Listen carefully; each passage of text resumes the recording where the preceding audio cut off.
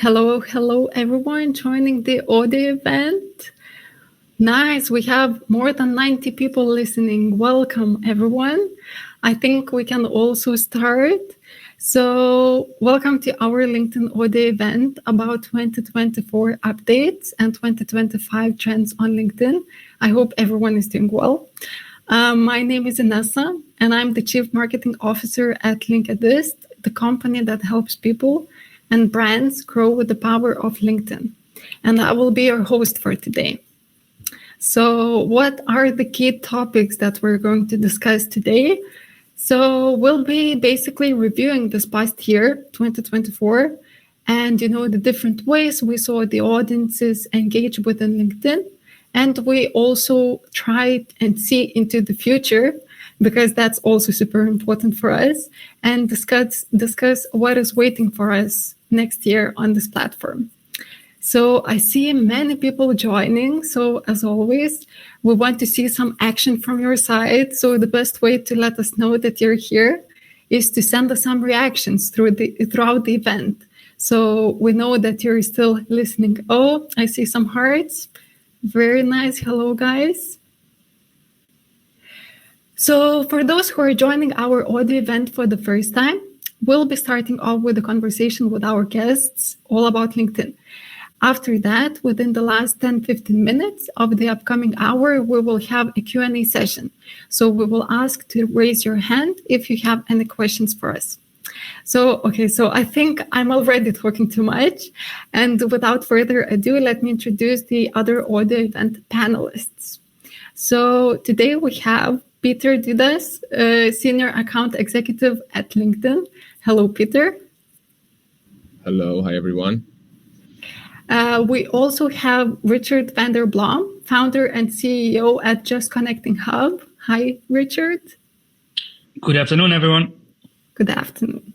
And we also have head of communications and content at Shield, Jazel Dakai.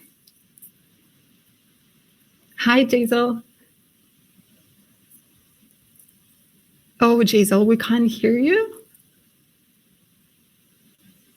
Okay, let's just wait for a moment. Maybe something is a bit off.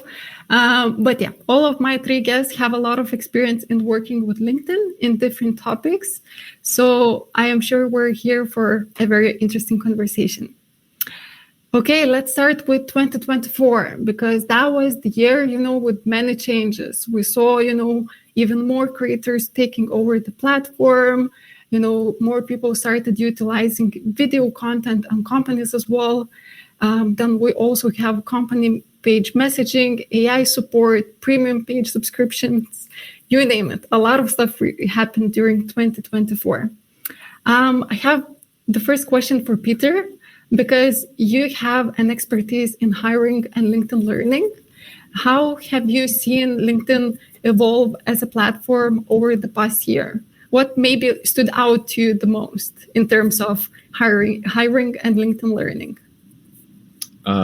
Absolutely. Thank you for the question. So looking back, there have been so many changes, not only in the hiring or learning industry, but overall, generally in the global economy.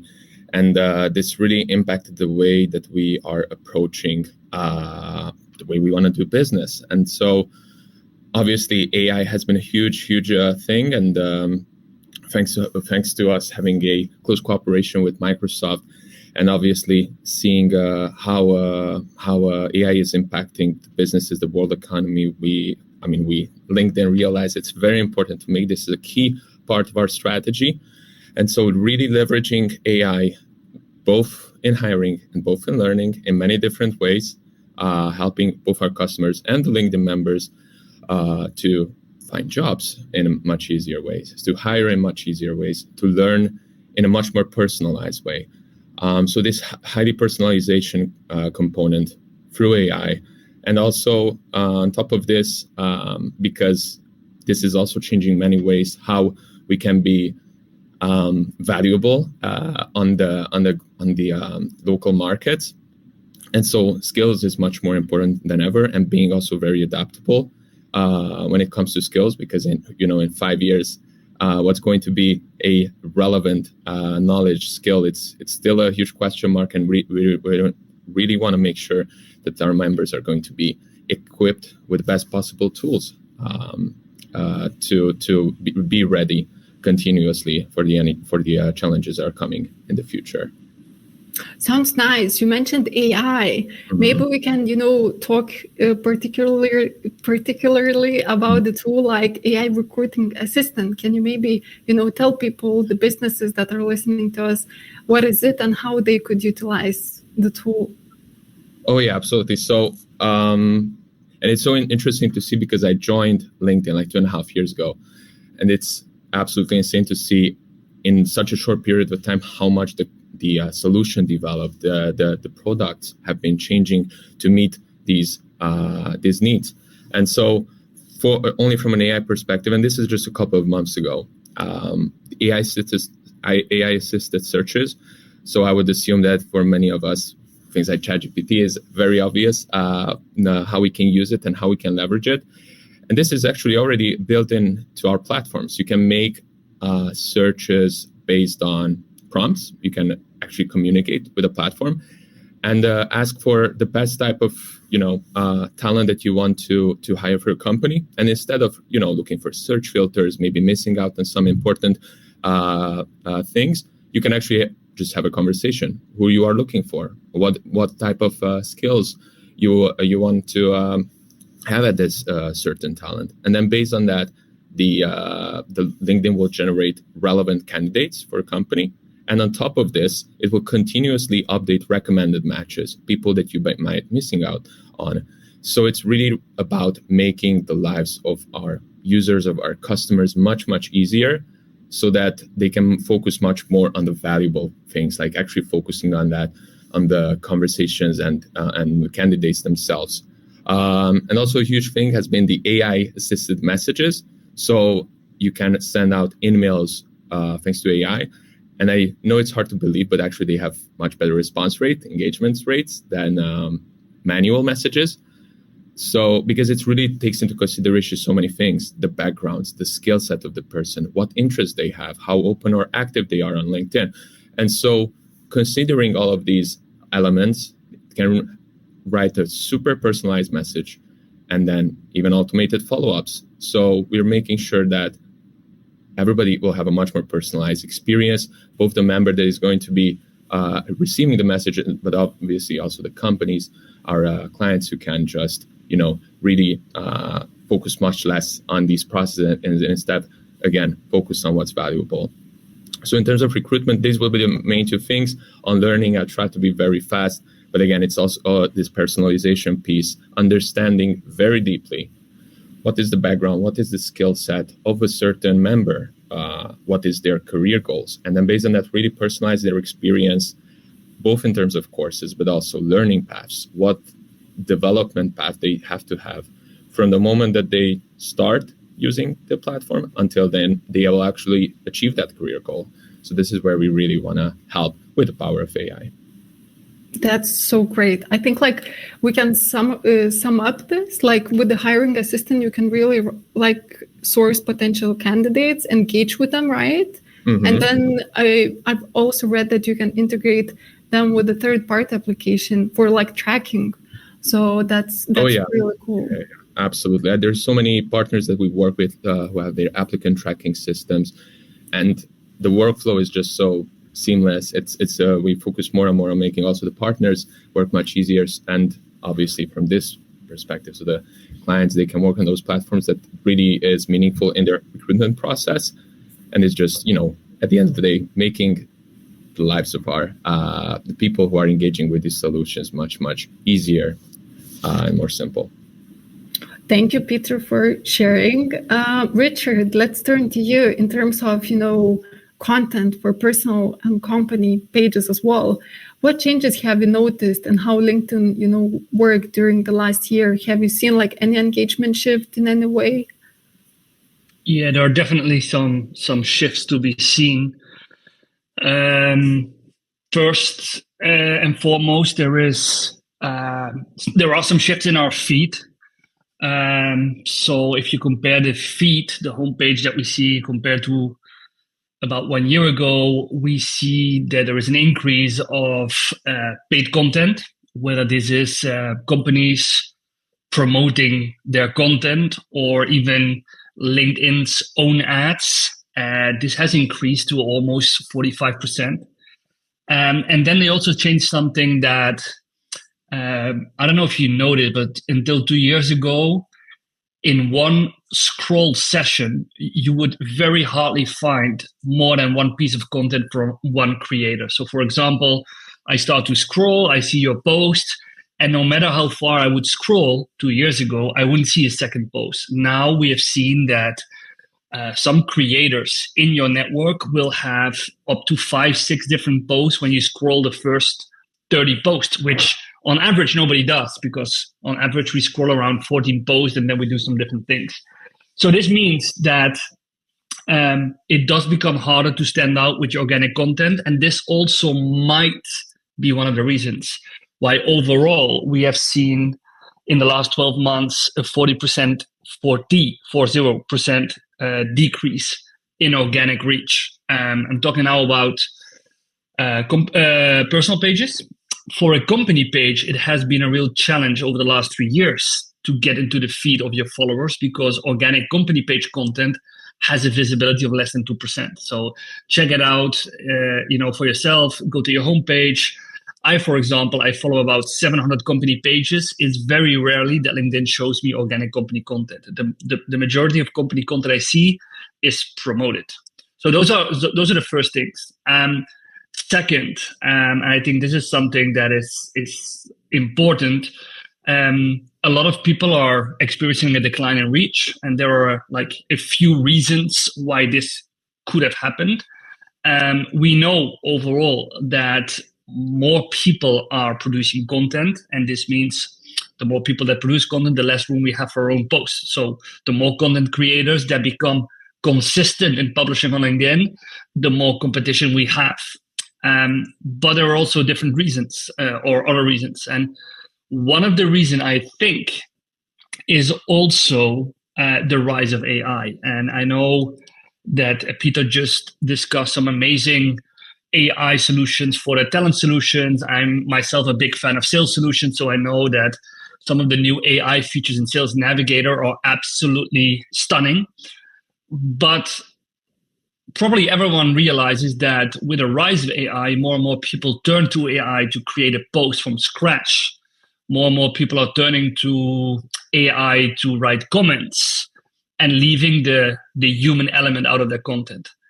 As a result, engagement has gone down. And it's not completely because of the rise of AI, but I think it's one of the most decisive elements, because with the rise of AI, sometimes people have the idea that content of somebody in the network is written by AI, their engagement is written by AI, and that makes us less receptive to engage. Same goes for outreach. And I think that's also, personally, I see that as one of the biggest challenges for LinkedIn itself. I mean, they are bringing a lot of AI to the platform. Peter just spoke about, AI can craft you in-mails to reach out to talent that has a higher acceptance rate of response rate than human written templates. You can have follow-up messages completely written by AI, but we must not forget that LinkedIn is a platform that is based on trust. And if we challenge that foundation of trust and credibility, because more and more people turn to AI solutions, I think we're on a steep hill downwards. And I think that's also one of the reflections I saw last year, not only with our own content, but also with the content of many of our clients, that they became less engaged with content because it lacked humanity. Okay, so those are some things that we witnessed ourselves. Yeah, I think like companies and people, they have to, try to find a balance between, utilizing AI tools and, still making the content organic and, people want to engage with it. But Richard, what really stood out to me is one of your recent posts. You shared a post with the title, Say No to AI Comments. So people really, started utilizing, as you mentioned, AI tools for engaging and commenting under posts. But have you tried doing that yourself? Using, the AI tool for of course. No, of course. I'm very open to any AI solutions that really can add value. I mean, I'm in sales, and I think it's the same for many entrepreneurs, many recruitment people. I mean, time is our most important asset. So anything that can help us to become more productive in less time, I'm completely open to that. So I've tried many tools. I've tried some AI tools. I never completely had a tool to comment out of my name. So what I do, I have some tools that scan a post, read a post, and give me a potential comment. And then I always change like the first sentence or maybe the last sentence. But I use AI to more like help me gather ideas, brainstorm. And also in the content creation part, I'm a big fan of AI. I know, you can it's a great help in order to repurpose content. It's a great help to think about stronger hooks. It's a great help to think about a better call to engagement or to restructure your own draft. But I would never, ever let AI write my entire post or write comments without me being able to edit them before they are posted. I completely agree with that as well, because I've noticed, and we've also tried with Linkedist a couple of, tools that you can utilize, and then they leave, comments, but there are so many, so many miscommunication can happen because of those tools. So it's always better to, double check, as you mentioned, just use AI as a tool, but not completely trust it, and, don't take the AI tool by 100%. Jazel, what about you? How do you feel LinkedIn has evolved for both, content creation and engagement over the past year? Oh, Jazel, I think something is off with your microphone. Can you try again? Maybe just mute and mute. If I may, Inessa, this happens. It has happened a lot to me with audio events. The best thing for Jazel to do is to leave the event, come back, and probably then it works. There she goes. Perfect. Okay, so until she comes back, I can also share a couple of changes. Oh, hello, perfect. Okay, perfect. Can everyone hear me now? Yes, we can hear Amazing. you. I'm so sorry. I don't know what's up, but now it's working. Don't worry, everything's okay. Anyways, thank you for the question. Super interesting what you said, Richard, and I agree with a lot of things. I think over the past years, what I've seen on how it has evolved as a platform, like LinkedIn has become such a good hub for content creation. The way we can share content in many different multimedia, formats is incredible, from video to audio to images and all of that.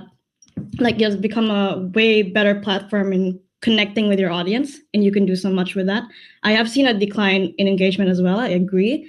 But what I've noticed since I post from the company page of Shield and my own, like if you use those tools that have evolved in this platform, talking about, the formats we can post in the right way, organically, we've connected with more of our target audience, and my audience has become more loyal because of that change. And if it's used correctly, like it's incredible. I've also seen more content creators come up and more companies using this to show BTS and all of that. So even though personal pages are still performing better than company pages in that sense, the way it's being utilized is much more human because of the rise of AI, and people are trying to say, okay, how do we stand out? How can we make people see us? And with this way of using video and images and the change of GIFs and how we create content, and people becoming more creative in that sense, because of we're all fighting for everyone's attention, it becomes super nice, and people can connect with you more. So nowadays, the people that I see in my comments are the same people I see in my comments like a few weeks ago, and then I see them pop up on our company page as well because of the way we're intertwined. So although it is hard nowadays because there are more people coming up on the platform, which is also an incredible news to see that LinkedIn has shifted in such a way of it becoming so focused on content creation and not just for job search and all of that. It's more interesting of a platform for sure. So that's what I can say about it. Thank you, Giselle, for sharing. Interesting. Richard, maybe you can also share what were the most impactful updates released in the past year that you personally utilized on LinkedIn that maybe professionals should know about. Not maybe a lot of people still talk about it, but it should be, important. Yeah, I don't know if not a lot of people talk about it because it depends on in which network you are. And in my network, there are a lot of very trustworthy LinkedIn experts. So I see them share this tip a lot. But I think 2024 was really the year where comments became the new currency. I mean, I have been on LinkedIn since 2005. And if you look at, for example, 3-4 years ago, it really would be enough if you just published your post. 4 years ago, you publish a post, you would get a lot of organic engagement. You could even drive conversion from that. Now, I have seen that it's also how you are able to nurture not only your own content, but only the content of others. So except from, giving yourself a pat on the back if you have published a post, that's not where the game ends. That's actually where the game begins. And I spend a substantial amount of time every day on nurturing my own post, which means, I reply to comments I get. I make sure my post has a few comments of my own that people can also engage with. And also around the time that I publish my own content, I'm very active in engaging with content from peers, industry experts, clients. So I think your engagement strategy in 2024 has been equally important than your own content creation or content publishing strategy. So that's really the first thing. Second thing, it happened over the last few years. It happens a lot that a specific type of format becomes very popular. I remember that 2020 was the year of the polls. LinkedIn brought polls to the platform. Everybody was doing polls. They were favored by the algorithm, so you would see a lot of polls. 2022 was the year of the carousel posts. The PDF came, and also last year we saw a lot of people doing carousel posts, which gave you a huge organic impression. And obviously, LinkedIn now has turned to video, also with the release of the new beta mobile video feed.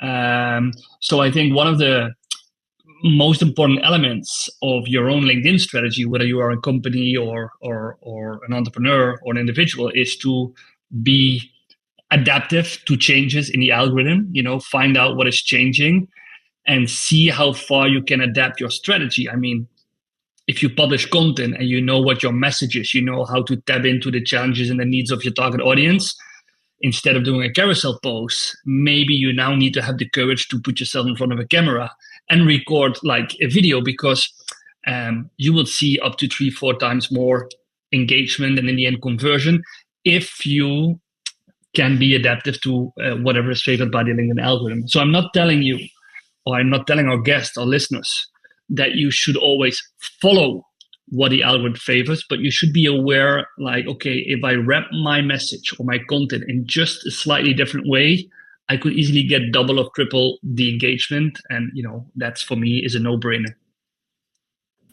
I can only agree with that because, same with the other content types. Like when LinkedIn released document type of posts, they started booming so much, and people should really, start utilizing that. So whenever the new content type comes out, you should try to test it out and see how it works with your audience. Giselle, what's your take on this? Are there any trends in communication or, content creation that stood out to you this year? I mean, as Richard pointed out, video came out, and with the video reels, and I think it's not just on LinkedIn, like it became a trend with TikTok and Instagram and YouTube, but I also see like there's this huge trend coming in right now in multiple social media platforms where we are pushing for longer type of content. So I know the algorithm is pushing out long format content, and TikTok published this option of having 10-minute videos, and now LinkedIn is adapting to it. And as I said before, I think it's because we are seeking for this authentic content piece, and video is one way we can actually share that because we see more body language and all of that.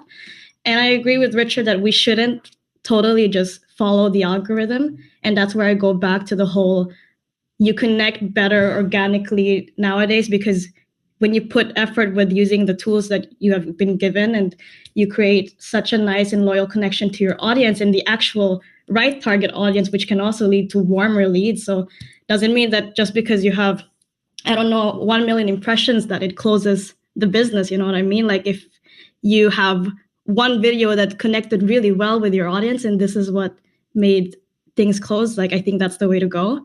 So video, I know, is up and coming, as well as the use of multimedia content with GIFs and photos. It's because I think we are, so also post-COVID, right? Video became such a huge thing because we like to connect more virtually now, but still we are seeking for that human touch.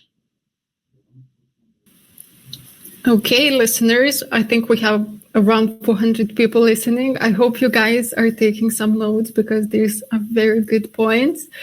I would agree to everything you guys said about, the content creation. We with Linkedist also see all of these changes and how they, impact the engagement on LinkedIn. Just one thing that I would like to mention, that please make sure to, follow us, Linkedist, on LinkedIn, because we always share about, the newest trends, the newest releases, features of LinkedIn that could help you grow on the platform. Check comment section of this audio event for more information. Good. So I think we kind of overviewed 2024, but LinkedIn is set to become, an even bigger player in brand visibility, sales, and marketing as we move into 2025. So especially, with features that encourage community and brand building.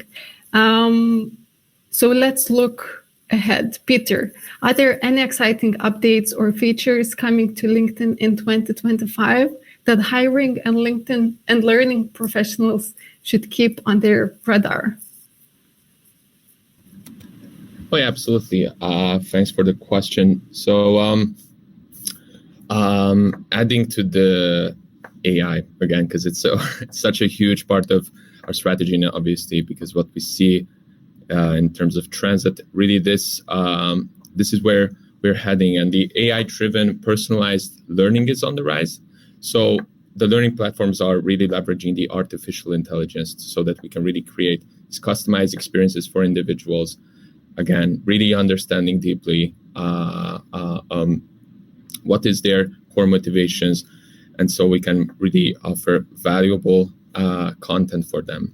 And not only this, but thanks to this efficiency that is really driven by AI, the companies have to do way more with much less. So this is really a huge feedback that we get from customers, that due to certain challenges that they're going through, they have to have at least the same outcomes, or maybe even more moving forward, but with the same amount of resources.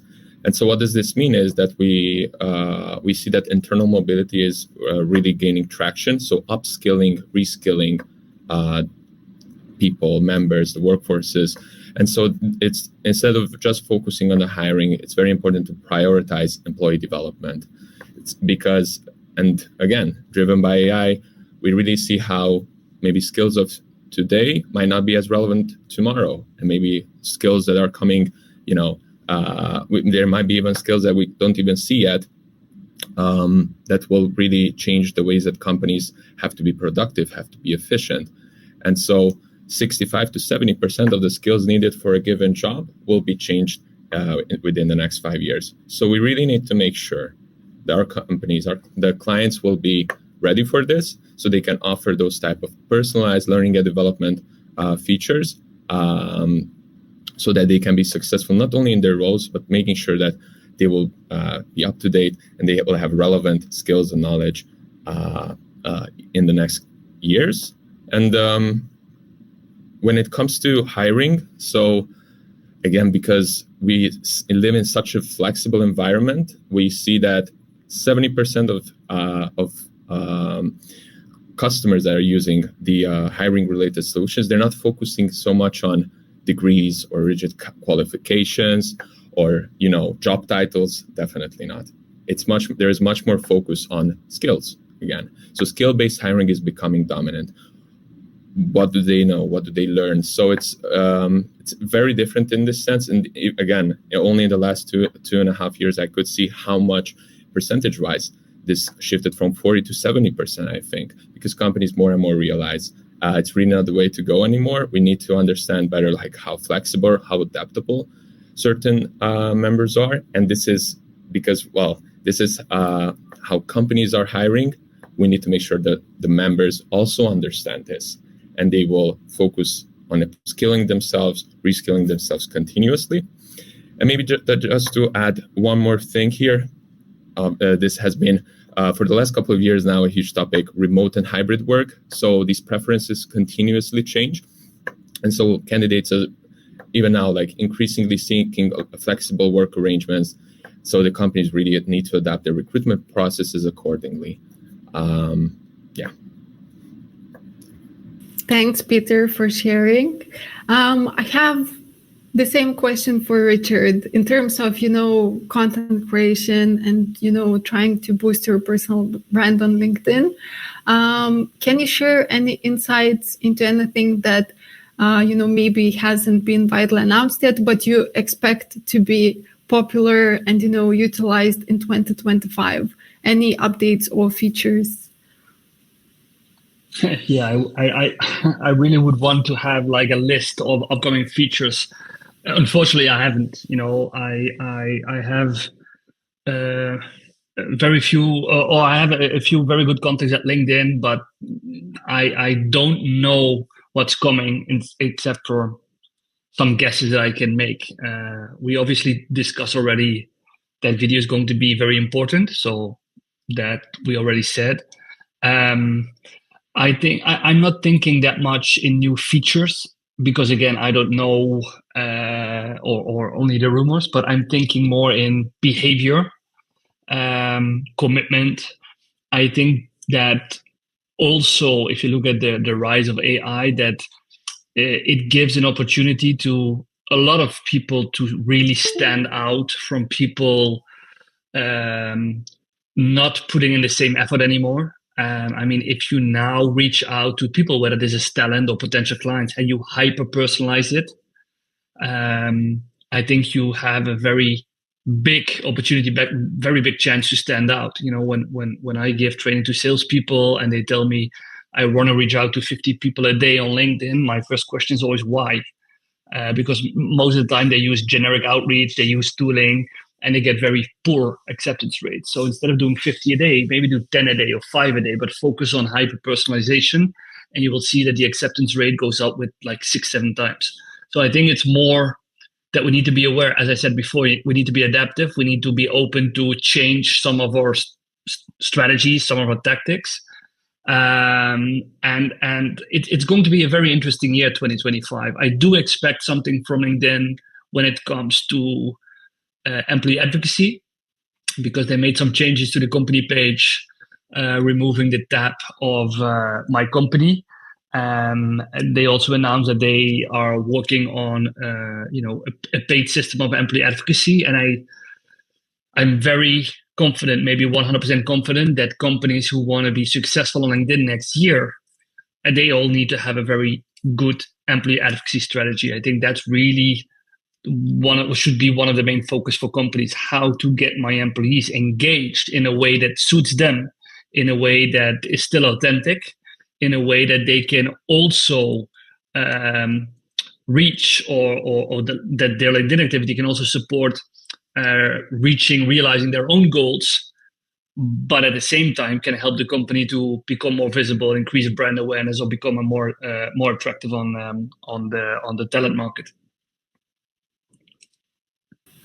Thanks, Richard, for sharing. Like in 2024, what we noticed is like, the new feature that came out that was like thought leader ads, and that really improved the employee advocacy for the companies. And we do have some information about the upcoming feature, which will be the boost option for personal accounts. I think the US might already have it, but here in Europe, we still don't have it yet, some of the countries. So as a LinkedIn member, you will be able to boost your posts in the feed to increase your visibility, grow your followers, and get more website clicks. So you for me, that is not the core of employee advocacy. I know, and I'm a really big fan of TLAs, thought leadership ads. Yeah, they are very successful. They have a very high CTR. And I do expect a lot from the boost your post. So companies can now boost, or individual can now boost the post. So I do expect a lot of it, but that's not what I mean with employee advocacy. Employee advocacy, I mean organically get your employees to share their stories, organically get them to become more active, and combining their individual goals with the goals. If you have, for example, a sales colleague or a marketing colleague who likes to be invited as keynote speaker, and you can help him with his individual strategy to become more visible, to land more speaking jobs. As a result of that, his or her individual visibility will increase, which will also increase the visibility of the company. And if you do that times 10, times 20, times 30, that's where you can create major impact. Sorry to interrupt you, but I do agree that the ads are very impactful and very it's a great way, but that was not necessarily what I was speaking about. No, that's completely fine. I just wanted to share it as an additional feature that will come up as well, because as a thought leader ad, you could have had your, post boosted by a company, but in the future, there will be another option for yourself to boost your post, which might at the same time create some spam on our feeds as well. So that's an interesting one. Jaisal, how about you? Have you heard of any features or updates that could, shake things up in 2025? So I can't say in anything regards to features or updates, but more as Richard said, like behavior on the platform. I can speak more towards that. And I 100% agree on the employee advocacy trend. Mostly at Shield, like we work with that hands-on, and since we are LinkedIn Analytics dashboard for multiple profiles and tracking of such sort, and I see that trend incredibly increasing in these past 3 years that I've been on LinkedIn, to be honest, and people start writing more the way they actually talk, and companies realize that company pages are just not working, and people just connect more authentically with real people. And I think in 2025, we'll see more valuable content because people will write more about their actual jobs and what they do that also reflects back to their company. And we will be actually having this, what I think LinkedIn was meant for initially, the thought leader exchange, organically speaking, because more and more companies are getting to it. And beyond that, outside of LinkedIn as well, they're doing it on TikTok, they're doing it on Instagram. But for B2B, obviously, LinkedIn is the place to be.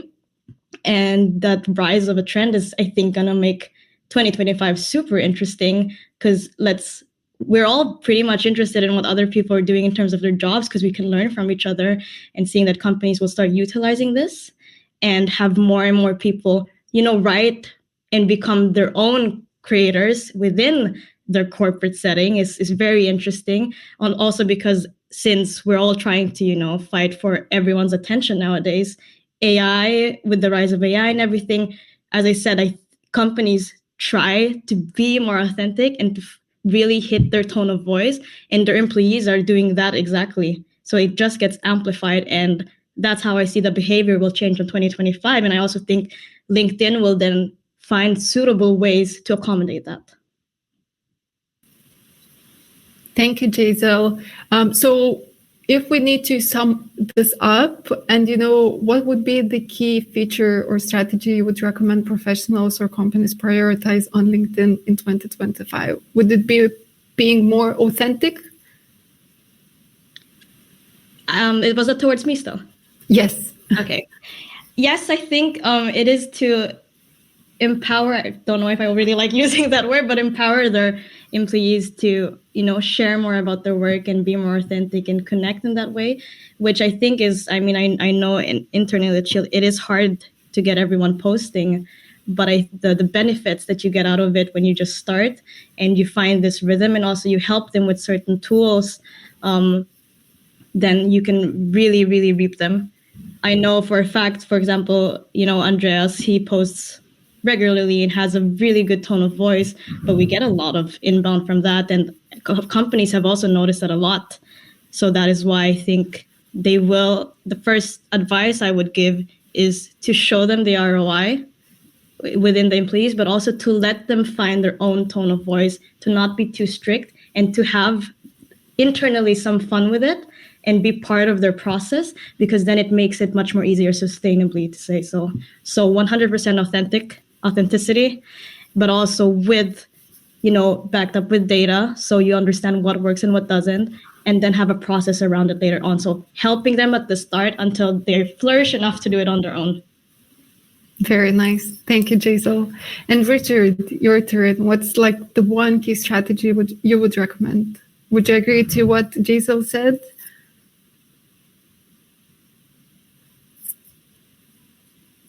Oh, hello, Richard.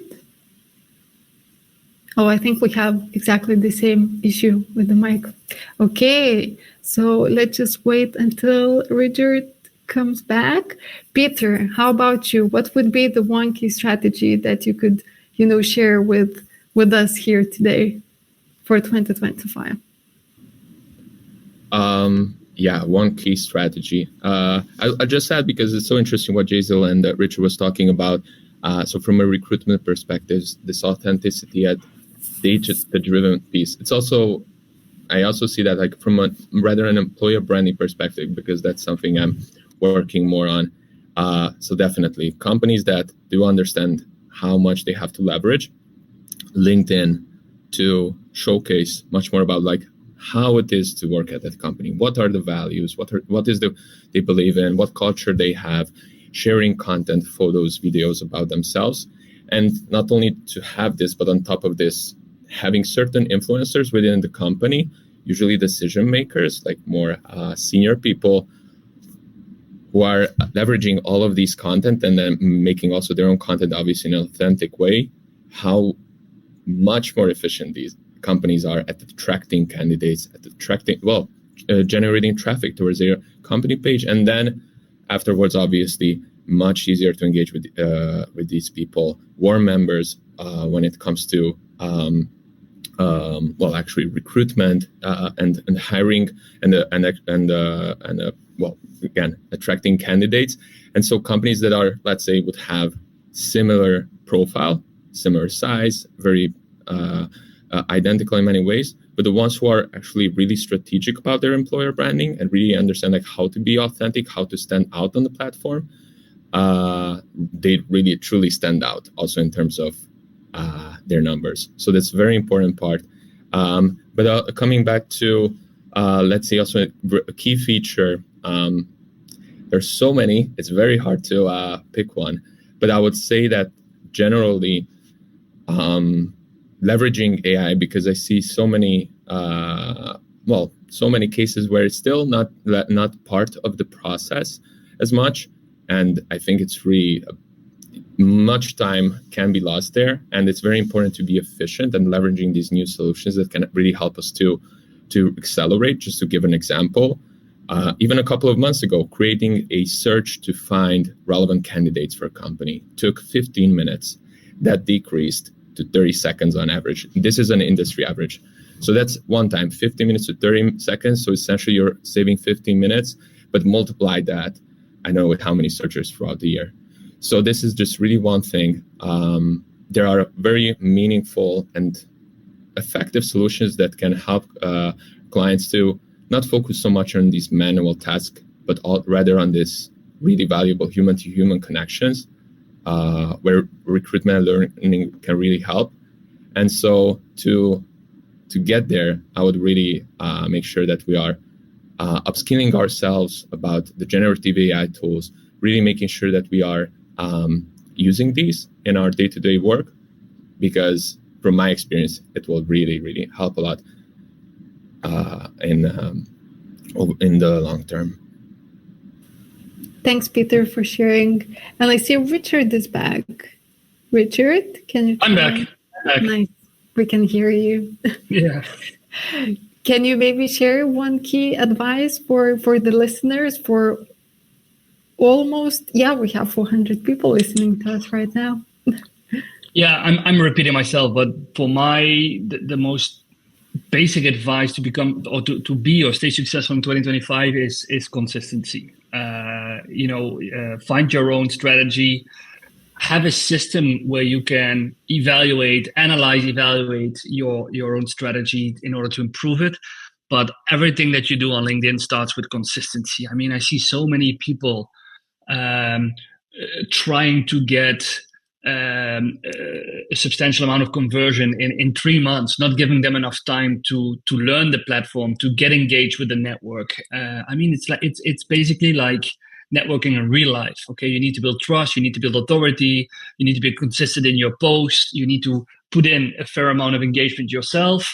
And at the end, there are some huge opportunities for you waiting. But I see so many people giving up or maybe changing their strategy too fast without having given themselves enough time to make proper impact. And in consistency, I mean not only about, I'm committing to 3 or 4 posts a week, but in consistency, I also mean, if you have a list of 20 clients, if you have a list of 20 peers or industry influencers, actively engage, put in your calendar 15 minutes a day to actively engage, tap into the discussions on their profiles, tap into their networks, and also proactively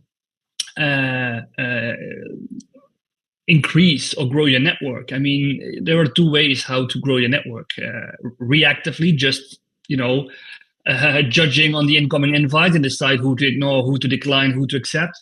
But be consistent in growing your network with your target audience. So if somebody shows on your profile who has more or less, who matches more or less your ideal client profile, reach out and invite. If somebody engages with your content, matches your ideal client profile, reach out and engage. If you see an interesting post in your feed and you're not connected yet with the author, reach out, pay a compliment and connect. Build your network proactively. But at the core, be consistent in whatever you do on LinkedIn.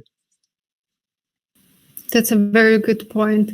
I also do quite a lot of consultations with people in terms of building their brands, personal brands on LinkedIn. And even though they create a lot of content consistently, they lack into commenting on other people's posts or just engaging with them via messages. So I completely resonate with that. And just 2 cents maybe from my side in terms of next year. Definitely, as what everyone mentioned, be authentic. Try to use unpolished content because try to share some real and pure moments from your day-to-day life. Try to go behind the scenes with the company content as well, not only personal. Video content also, try to optimize that as well and utilize it. And what I also wanted to mention in terms of company page brand awareness is try to use partnerships and influencer marketing as well. That was popular in 2024, but I think it will get even more popular in 2025 with the same thought leadership ads. You can utilize your influencer network or your partners as well, and share more news about your brand. So yeah, I think we only have 10 minutes left. So this was really, really quick. Before we move to the Q&A session, I want to invite everyone to subscribe to the Linkedist monthly newsletter. It's packed with LinkedIn tips, insights, updates on our upcoming events, and most of which are for free. So the link will be added to the comment section of this audio event. So yeah, now we have 10 minutes for some questions from the audience. All you have to do is raise a hand, and I already see 3 people raising a hand. So we'll bring you on the stage then you unmute yourself and ask us a question so we can answer. Okay, so the first one we have.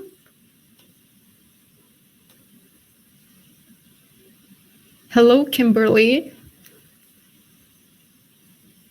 Hi, good morning. Thank you so much for such an educational and insightful space that you provided this morning on features and updates and trends for 2025.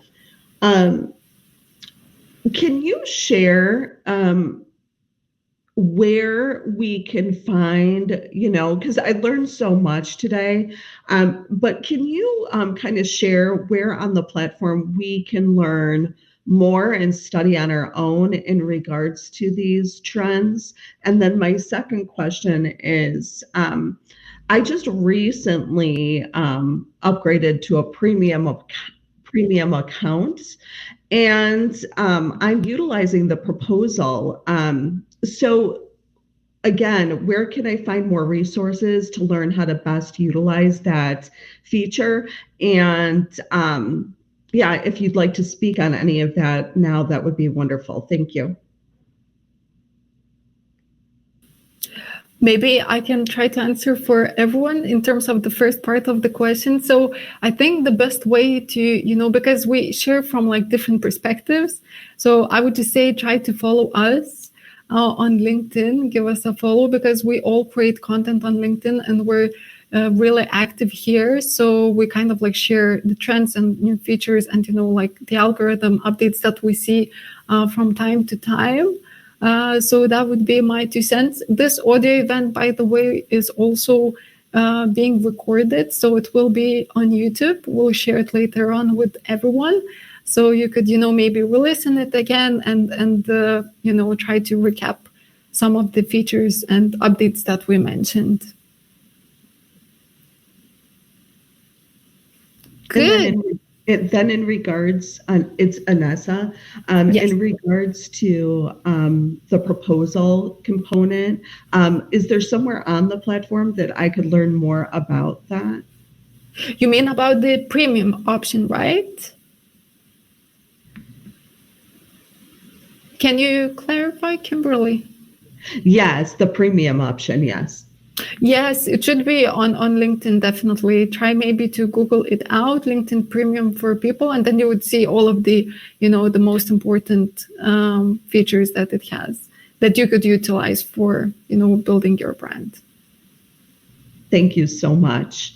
No worries. Thank you, Kimberly. Okay, let's bring another person to stage. So I see the next one is Ashish. Let me try to put him on the stage. Hi, Ashish. Can you unmute yourself? Yeah, hi. Hi. Hello, we can hear. Yeah, am I audible? Hello. Hi, Ashish. We can hear you. Everything's okay. Sure. Very good evening to everyone from this Ashram, India, and good morning to everyone from folks from across the world. A very powerful podcast, and I have a very pertinent question. Just 2 days back, also I took a session for a lot of employees on AI, how AI is going to take jobs. So we see a lot of hype which is happening, how AI is actually going to take away millions of jobs in the coming few years. We have seen the Goldman Sachs report, which says that more than 300 million full-time jobs are going to be taken over by AI. The Deloitte report states that more than 85% of the job, I repeat, more than 85% of the jobs which will be there in 2030 don't exist as of today. So my question is, we have a lot of sessions, seminars happening on AI taking away jobs, but I'm not able to see a noise which on the kind of jobs AI will create. And so I was just wondering that we should actually infuse the humanity with positivity, that AI is going to create drone engineers, cloud computing, or for that matter, multiple jobs which AI is going to create. So why is that a lot of noise is not being created on that front? Because if people come to know what jobs are being created, that will help people to upskill and reskill and align their skills in terms of what's the demand in the market. So this is my question. Thank you so much. Thank you, Ashish. I think it's more dedicated to Peter. Yeah, no, it's a very good question, and obviously there are a lot of questions around this because it's so much about the future. And yeah, absolutely. So I've been reading recently that 70%, maybe 85% of the jobs might be obsolete by 2030. So I think ways that we can obviously address this is we have an economics team even within LinkedIn that is continuously working with labor market experts to see what are the trends, in what ways we are the economy is developing, what skills, new jobs will be created, and we have to, as fast as we can, react on this. And how we can do this? Well, already since AI has been accelerating. At the moment, we have more than 3,000 courses, AI courses on LinkedIn Learning, and this is like a 65% year-over-year increase from 2023 to 2024. So making sure that people, regardless of their background, regardless of their role, they will at least understand how generative AI works, how AI works, and what is the impact it has currently and it will in the future. So from this perspective, we're making sure that first members, they understand the importance of this and how they can continuously upskill and reskill themselves and offering a solution for this, but also for companies, the same solution, because we also have it on a personal level and then on a company level. And companies, they can continuously monitor. They have a live dashboard where they understand what are the skill gaps in the company, what are some of the, skills that are missing and where we need to develop, what are the main interests of the people, what are the internal mobility opportunities, and really address these. And it's because, it's live, so they continuously can see this and they can continuously build in the trends that they see from the market.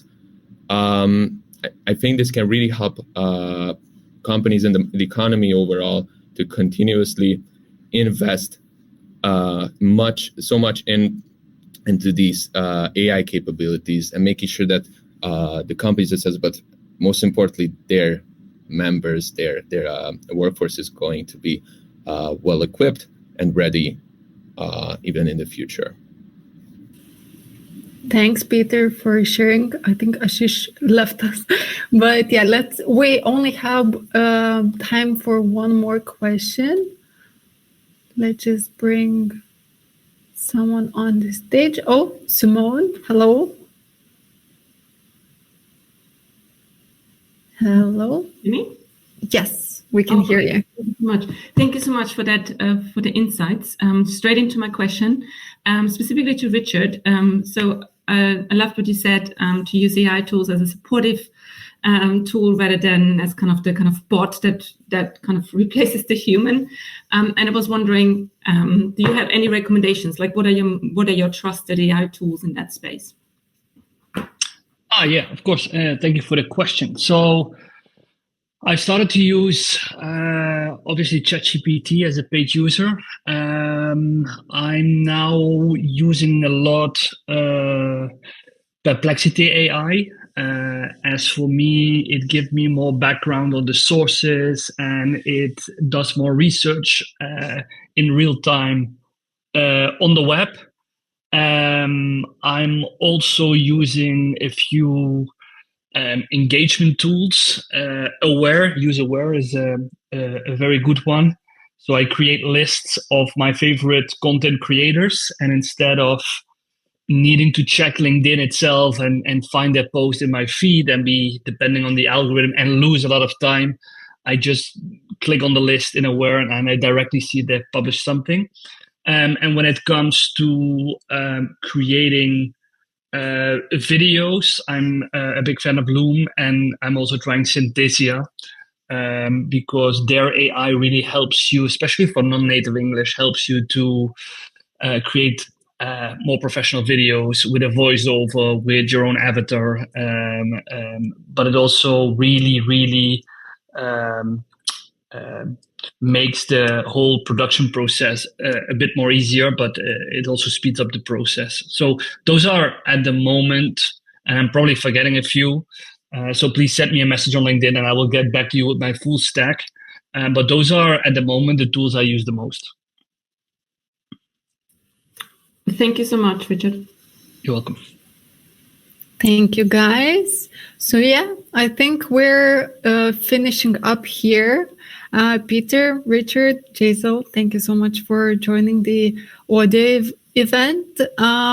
People, if you want to connect with them, please, listeners, send them and myself LinkedIn connection request. Also try to personalize it a little bit with the message as well.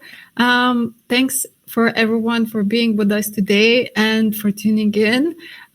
We hope that you found the information and insights shared to be valuable and informative, and we look forward to continuing the conversation next year. So thanks everyone, and have a nice day, evening, morning. It really depends from where you're tuning in.